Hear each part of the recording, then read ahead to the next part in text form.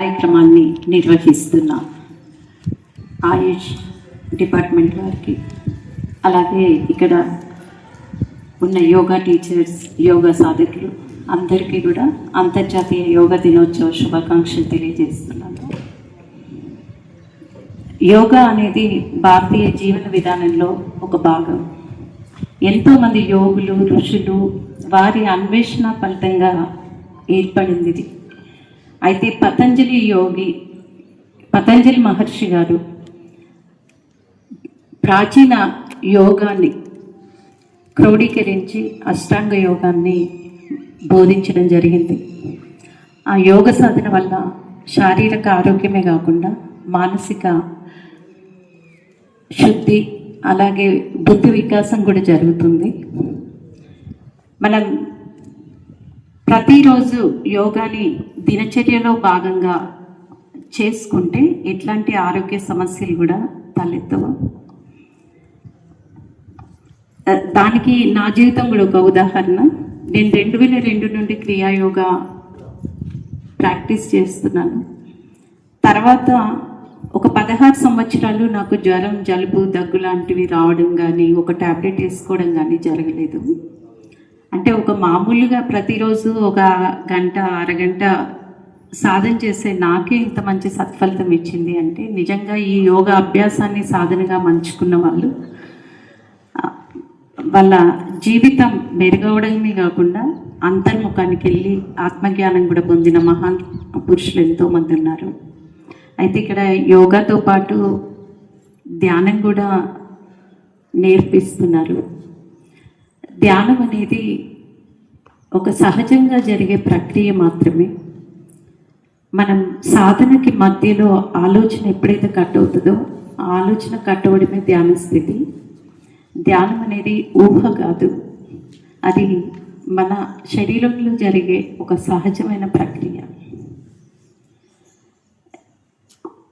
మీరు ప్రతి ఒక్కరు ఎవరైతే ఇక్కడ యోగా నేర్చుకుంటున్నారో ఆ గురువులకి, సాధకులకి అందరికీ కూడా నమస్కారం తెలియజేస్తాను. నగరపాలక సంస్థ ఆధ్వర్యంలో, అదేవిధంగా వైద్య ఆరోగ్య శాఖ గారి ఆధ్వర్యంలో, కలెక్టరేట్ ఆధ్వర్యంలో నిర్వహిస్తున్న అంతర్జాతీయ యోగా దినోత్సవం సందర్భంగా చాలా చక్కని కార్యక్రమం నిర్వహిస్తున్నందుకు వారికి ధన్యవాదాలు తెలియజేస్తూ, ఇక్కడికి వచ్చేసినటువంటి యోగా సాధన గురువు గారికి, అదేవిధంగా సాధకులకు, మంచిర్యాల జిల్లా కాంగ్రెస్ పార్టీ మాజీ అధ్యక్షురాలు సురేఖ మేడం గారికి, శ్రీమతి సల్లా రమ్య డిప్యూటీ మేయర్ గారికి, కార్పొరేటర్స్కి, మిగతా ప్రజాప్రతినిధులకు, అధికారులకు అందరికీ అంతర్జాతీయ యోగా దినోత్సవ శుభాకాంక్షలు తెలియజేస్తూ,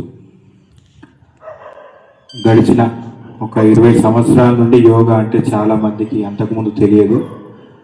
క్రమంగా ఈరోజు పట్టణాల్లో కాదు, పల్లెటూర్ల వాతావరణంలో కూడా యోగాకు సంబంధించిన విశిష్టత, అంటే గతంలో పల్లెటూరు వాళ్ళు ఎక్కువగా చేసుకునేది, పట్టణం వాళ్ళు వాళ్ళ బిజీ షెడ్యూల్ వల్ల యోగా అనేది పల్లెటూరు వాతావరణం నుంచి సిటీ వాతావరణానికి వచ్చిన తర్వాత మర్చిపోయిన క్రమంలో చాలామంది అనారోగ్యానికి గురైన సందర్భంలో మరి యోగా అనేది మనకి ఎంత అవసరం అనేది చాలామందికి ఈ రోజుల్లో తెలిసిపోయింది.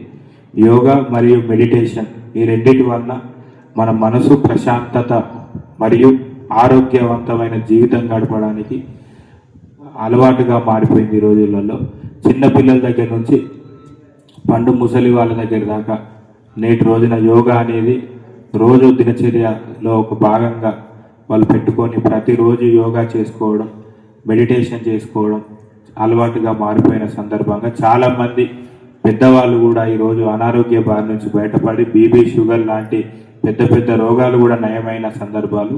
ముఖ్యంగా మా తల్లిగారు అనారోగ్య కారణాల వల్ల చాలా హాస్పిటల్ తిరిగి చాలా డబ్బు ఖర్చు పెట్టడం జరిగింది.